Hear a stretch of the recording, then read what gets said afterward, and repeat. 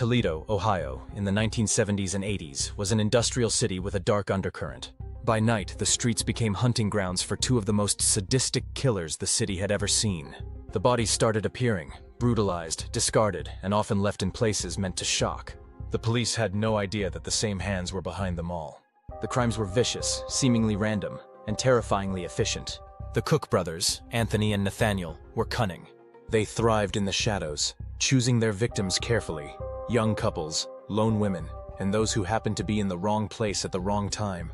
For decades, they would haunt Toledo like ghosts, vanishing after each kill, leaving behind only bodies and unanswered questions. But ghosts always leave a trail. The attacks began in the early 1970s.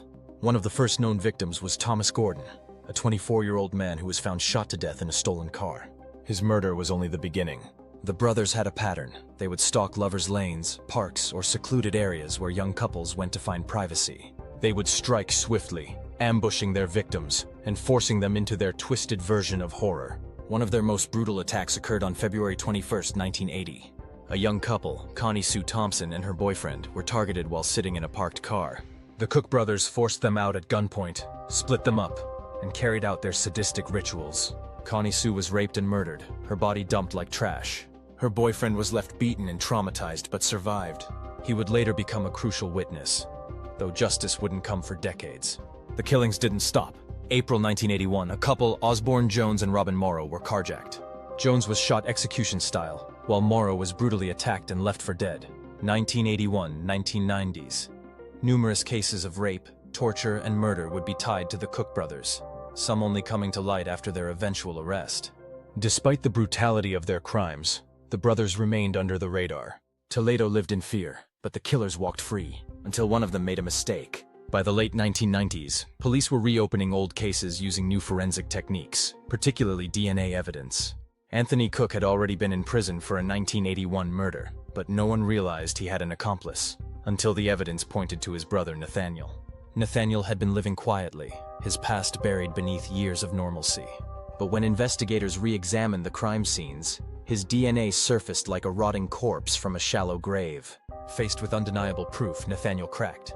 He confessed, implicating both himself and his brother in 9 murders, though many believe the real number is far higher. In 2000, Anthony Cook was sentenced to life in prison without parole. Nathaniel, in exchange for his confession, received 20 years and was released in 2018. The news of Nathaniel's release sent shockwaves through Toledo. Survivors and families of victims protested, but the law was clear. His deal stood. Even with Nathaniel free, the scars left by the Cook brothers never healed. Their crimes weren't just about killing.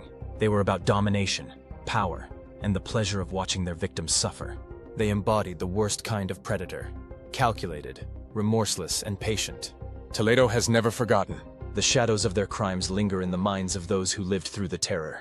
Some say that justice was never truly served, because no one really knows how many bodies the Cook brothers left behind. And some believe there are secrets they took to their graves, or worse secrets Nathaniel still carries. The tragic murder of Faith Hedgepeth, a 19-year-old University of North Carolina at Chapel Hill student, remains a haunting case that has captivated public attention for over a decade. This narrative delves into the intricate details of Faith's life, the circumstances surrounding her untimely death, the subsequent investigation, and the enduring quest for justice. Faith Danielle Hedgepeth was born on September 26, 1992 in Warren County, North Carolina. A proud member of the Haliwa-Saponi Native American tribe, she was known for her radiant smile, academic excellence, and aspirations to make a difference in the world. At the University of North Carolina at Chapel Hill, Faith pursued her dreams with vigor, majoring in biology with ambitions of becoming a pediatrician or teacher. Her journey was marked by dedication, community involvement, and a deep connection to her cultural roots. On the evening of September 6, 2012, Faith attended a rush event for Alpha Pi Omega, a historically Native American sorority she hoped to join. Later, she and her roommate, Karina Rosario, studied at the university's Davis Library before deciding to unwind at The Thrill, a popular nightclub in downtown Chapel Hill. Surveillance footage captured the two friends leaving the club around 2:06 a.m. on September 7th. They returned to their off-campus apartment shortly after, unaware that these moments would be among Faith's last. The following morning, concern grew when Faith failed to respond to calls and messages. Rosario, accompanied by a friend, returned to their apartment around 11 a.m. and made a horrifying discovery. Faith's lifeless body lay partially nude, wrapped in a quilt, with evidence of a brutal assault.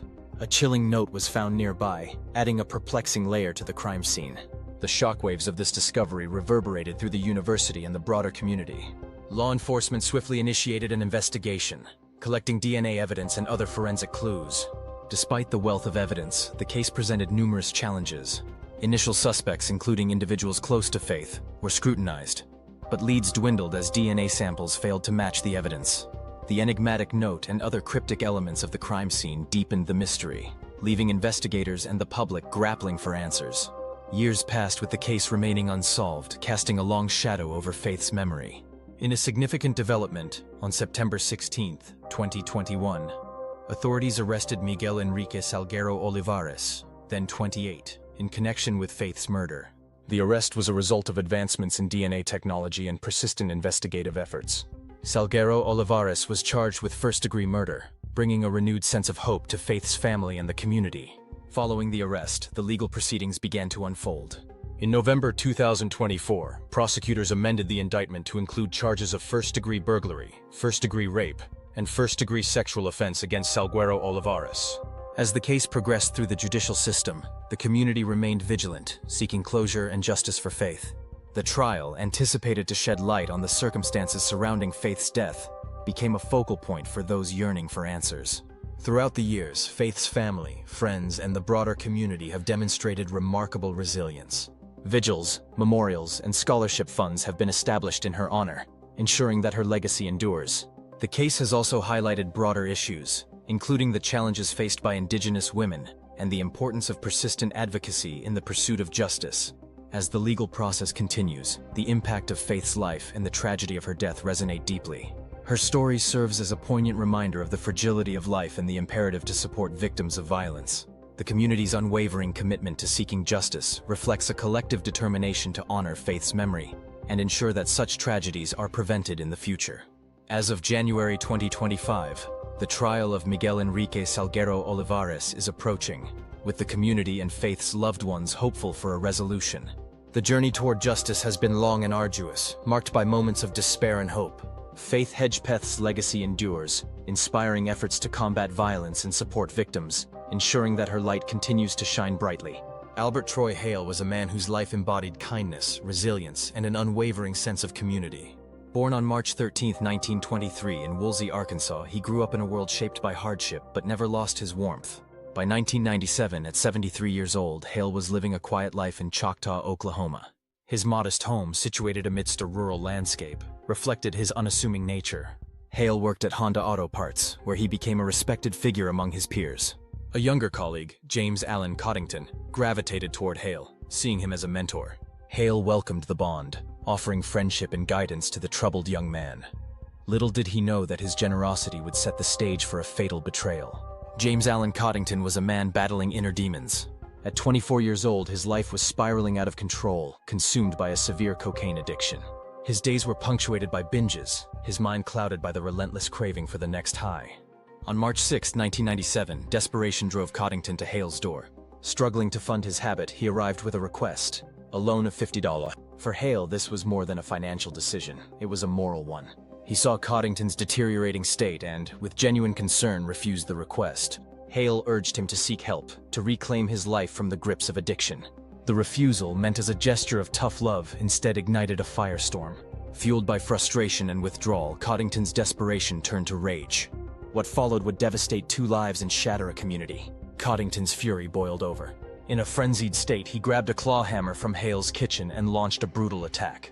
The first blow struck Hale unexpectedly, a betrayal of trust so profound it seemed to echo through the quiet neighborhood. More strikes followed, each one more devastating than the last, until Hale lay lifeless on the floor. In the eerie silence that followed, Coddington rifled through Hale's belongings, taking $525 from his pocket. With blood-stained hands and the weight of his crime sinking in, he fled into the night, leaving Hale's body behind a heartbreaking testament to the senseless violence of addiction. The following morning, Hale's son arrived at the house, sensing something was wrong when his father failed to respond to calls. Inside, he was met with a scene of unimaginable horror. His father's body lay crumpled on the floor, the claw hammer nearby. Authorities were called and an investigation began immediately. Evidence at the scene pointed to Coddington. As police pieced together his movements, they uncovered a disturbing pattern.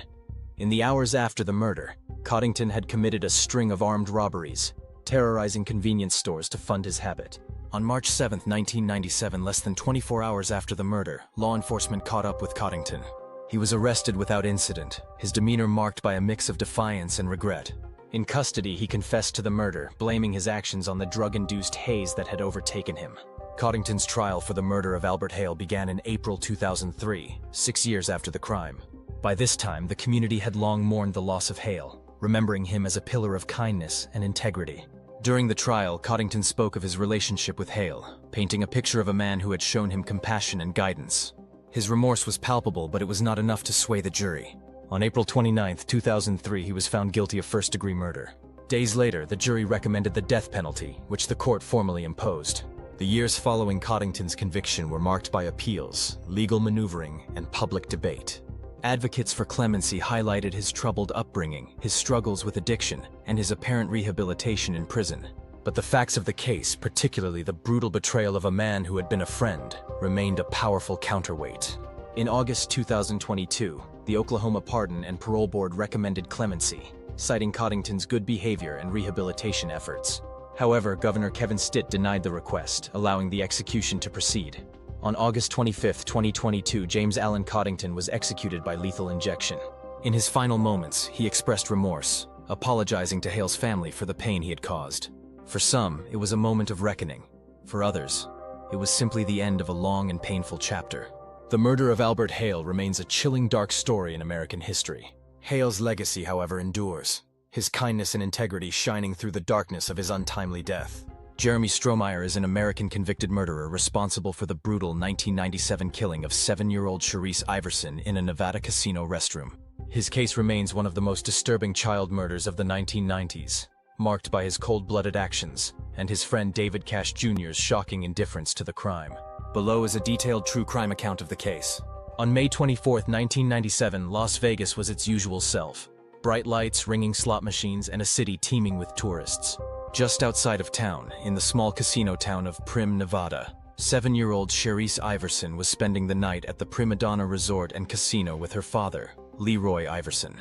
Leroy had brought his daughter along while he gambled, leaving her mostly unsupervised to entertain herself around the casino. Little Sharice, an outgoing and playful child, was known for her big personality.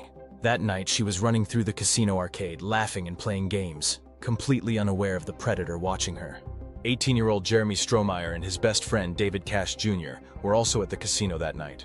The two teenagers, from Long Beach, California, were in Primm for a weekend road trip. Strohmeyer, a wealthy, adopted high school senior, had no criminal record, but he harbored dark, hidden impulses. And that night, those impulses would surface in a way that would shock the nation. It was nearing 4 a.m. when Strohmeyer and Cash noticed Sharice playing alone in the arcade. Strohmeyer approached the little girl, playfully tossing balled-up pieces of paper at her and engaging in a brief game of tag. From the outside, it looked innocent, just a teenager entertaining a child. But his true intentions were far more sinister. Sharice, trusting and playful, eventually made her way into the women's restroom near the arcade. Strohmeyer followed her inside. Surveillance cameras captured the moment he entered, his posture casual, his movements confident. David Cash, curious, followed him in. Inside the restroom, Strohmeyer cornered Sharice. He taunted her, lifted her up, and carried her into a stall.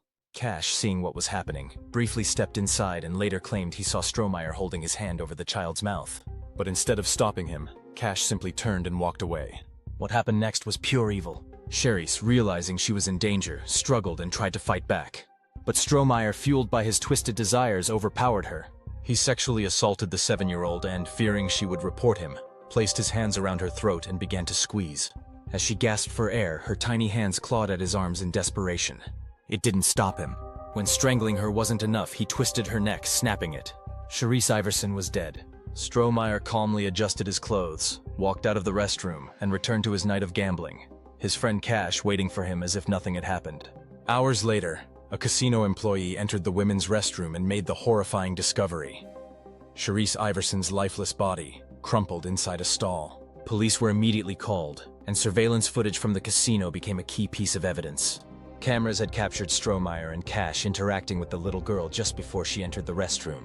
The footage, grainy but clear enough to identify them, was broadcast to the public.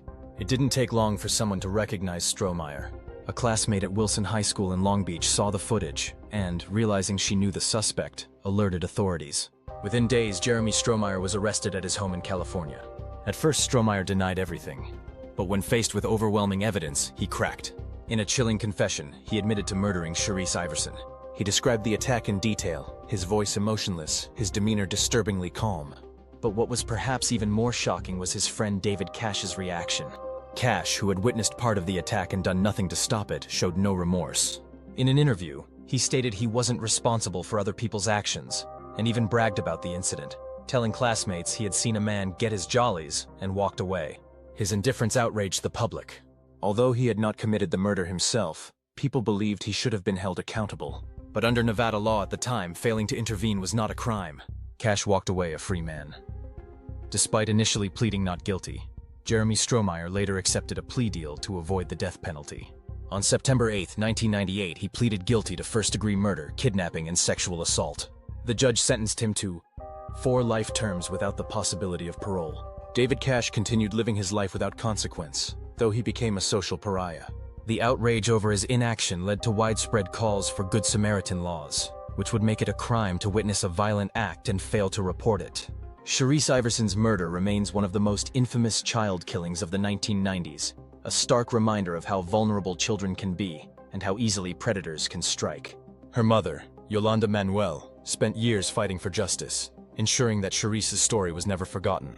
But the pain of losing her daughter in such a brutal way never faded. Meanwhile, Jeremy Strohmeyer remains behind bars, his privileged life permanently erased by his monstrous actions. He has tried multiple times to appeal his sentence, but every attempt has been denied. David Cash, though never convicted of a crime, became a cautionary figure. The bystander who could have saved a life but chose not to. His name remains synonymous with cowardice and moral failure. The horror of what happened to Sharice Iverson will never be undone. But her story stands as a reminder of the need for vigilance, justice, and the moral responsibility we all have to protect those who cannot protect themselves. Sharice should have been safe that night. Carlos Castro was a well-respected journalist, television personality, and LGBTQ+ activist in Portugal. Born in 1945, he had a long career writing about celebrities, entertainment, and high society. Openly gay in a time when homosexuality was still heavily stigmatized in Portugal, Castro was seen as a bold and unapologetic figure. By 2010, he was a prominent media figure, known for his sharp wit and flamboyant style. At 65 years old, he had built a career that gave him access to famous actors, models, and public figures. But his status and wealth also made him vulnerable to those who sought to use and manipulate him. One such person was Renato Seabra, a 21-year-old aspiring model. Renato Seabra was a young, handsome model from Cantanhede, Portugal. He had gained minor fame after competing in the Portuguese reality TV show A Procura do Sonho, In Search of a Dream, a modeling competition. Though he did not win, his striking looks and charm caught the attention of Carlos Castro. Castro and Seabra began a relationship in 2010, though many believed Seabra was not truly gay, but rather using Castro for fame and financial support. Castro, smitten with his young lover, took him on luxurious trips and introduced him to high society circles. By December 2010, Castro had invited Seabra to New York City to celebrate the new year. They stayed at the Intercontinental Hotel in Times Square, planning a glamorous vacation filled with Broadway shows, fine dining, and celebrity events. But things quickly took a dark turn. Once in New York, tension began to build between the couple. Seabra reportedly became irritated by Castro's controlling nature and the perception that he was being treated like a boy toy. Witnesses saw the two arguing in public multiple times. On January 6th, they attended a dinner where Castro confided in friends that he planned to end the relationship. He had discovered that Seabra was interested in women and had been using him. This rejection enraged Seabra, who depended on Castro for money and status. The argument escalated to deadly consequences. On the afternoon of January 7, 2011, hotel staff became suspicious when Castro failed to check out. When they entered room 3416, they found a blood-soaked crime scene that shocked even experienced detectives. Carlos Castro had been beaten, strangled, and brutally mutilated. He had been bludgeoned repeatedly in the head, his skull fractured from the force of the blows. He was strangled with a towel, a sign of extreme rage. His testicles had been castrated using a corkscrew. Seabra, covered in blood, had calmly left the room and wandered through Times Square. Eventually, he walked into Roosevelt Hospital, where he confessed to the murder. What he said next stunned investigators. In police custody, Seabra claimed he had not acted out of jealousy or rage, but rather, he was on a divine mission. He told detectives that he had castrated Castro to free him from homosexuality. According to Seabra, he believed he was possessed by God and was carrying out a religious cleansing. His bizarre statements led to speculation that he suffered from a psychotic break or severe mental illness. But was this truly a delusional act, or was it an excuse to escape responsibility? Renato Seabra was charged with second-degree murder, and his legal team initially pursued an insanity defense. During the trial in 2012, prosecutors argued that the attack was not a psychotic episode but a crime fueled by greed and rejection. They presented evidence that Seabra showed no signs of mental illness before the murder, used Castro for financial gain and became enraged when Castro rejected him, cleaned himself up after the murder and calmly walked through the city, suggesting clear awareness of his actions. The jury agreed. In December 2012, Seabra was found guilty of murder and sentenced to 25 years to life in prison. Carlos Castro's murder shocked Portugal and the LGBTQ+ community. He had been a trailblazer, an openly gay man in a conservative society, and his violent death felt like a symbolic attack on progress. Renato Seabra, once a rising star, became a cautionary tale, a young man who threw away his future in a moment of uncontrollable violence. Today, he remains imprisoned in the Clinton Correctional Facility in Dannemora, New York. Carlos Castro's legacy lives on, remembered for his fearless journalism, his fight for LGBTQ+ rights, and the tragic fate that ended his life too soon. The murder of Helle Crafts in 1986 is one of the most infamous cases in American true crime history. Often referred to as the wood chipper murder, it was the first murder case in Connecticut where a conviction was secured without a body. The chilling details, centered around a brutal dismemberment and disposal, read like the script of a horror movie. But this was all too real. Helle Crafts seemed to have the perfect life. Born in Denmark in 1947, she moved to the US and became a flight attendant for Pan Am. In 1975, she married Richard Crafts, a pilot and former police officer. The couple settled in the upscale town of Newtown, Connecticut, and had 3 children. From the outside, the Crafts family appeared happy. They had a large house, financial stability, and a seemingly loving relationship. But beneath the surface, things were far from perfect. Richard was controlling and short-tempered. He had multiple affairs. Helle was growing increasingly unhappy. By 1986, Helle had made a decision. She wanted a divorce. Helle suspected Richard was cheating, and she hired a private investigator to follow him. The PI uncovered evidence of Richard's infidelity, confirming Helle's worst fears. In November 1986, she confided in friends, saying something eerie. "If something happens to me, don't assume it was an accident." Days later, she vanished. On November 18, 1986, Helle returned home from a flight from Germany. It was the last time anyone saw her alive. Richard told several conflicting stories about her whereabouts. To friends and neighbors, he said she was visiting Denmark. To her employer, he claimed she was sick and couldn't work. To others, he stated she had just left him, but her car was still in the driveway. Her credit cards and passport were untouched, and her children had no idea where their mother was. Helle's close friends grew suspicious and reported her missing. Detectives quickly focused on Richard Crafts. He was cold, uncooperative, and emotionless when questioned. The police had no body, no confession, and no clear crime scene. But something wasn't right. Then investigators discovered 2 crucial pieces of evidence. A witness saw Richard using a wood chipper near the Housatonic River on a snowy night. A private snowplow driver reported seeing a wood chipper on the side of the road. These leads sent investigators to the banks of the Housatonic River, where they made a gruesome discovery. In the icy riverbank, police found tiny human remains, including a piece of human skull, human hair with blood on it, a fingernail with pink nail polish, a tooth with dental records matching Helle Crafts. Further forensic testing confirmed the remains belonged to Helle. Detectives now believed Richard had murdered her, dismembered her, and fed her body into a wood chipper. Investigators pieced together what they believed happened. On the night of November 18, 1986, Richard killed Helle, likely by bludgeoning her to death. He stored her body in a freezer, waiting for an opportunity to dispose of it. He cut her frozen body into pieces with a chainsaw, later found in a lake covered in her DNA. He fed her remains into a rented wood chipper, scattering the evidence into the river. The crime was cold, calculated, and horrifyingly methodical. In 1987, Richard Crafts was arrested and charged with murder. The case was groundbreaking. It was the first murder conviction in Connecticut without a body.